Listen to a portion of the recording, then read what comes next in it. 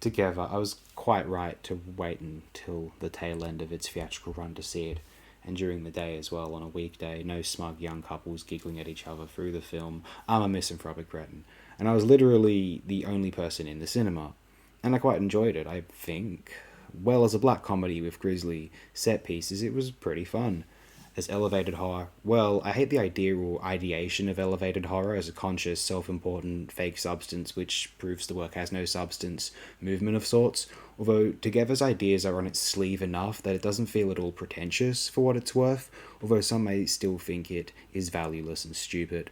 I find it kind of annoying how in these kinds of horror films, I feel this way about Midsommar also, which I'll talk about relatively soon. I saw both the theatrical and director's cut at Sydney screenings within the same week. The characters are just caricaturishly flawed and not believable. I get that the point is to examine extreme ends of a pathos, this is the horror genre after all.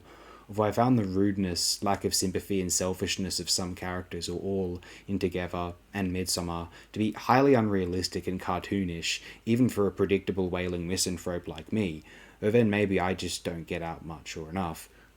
Good gore moments, effectively tense, and with a fascinating, chilling horror device behind its occurrences, Together might not be superior to 28 Years Later, Sinners, the cinematography for Bring Her Back, or the first half of Weapons, but is superior to The Home, the screenplay for Bring Her Back, and the second half of Weapons. Maybe check it out, although as one sole entertainment for the evening, especially if by oneself, it might be a bit too frustrating or even one note, though as one of multiple films watched in a day, it can be considered reasonable fun, I think.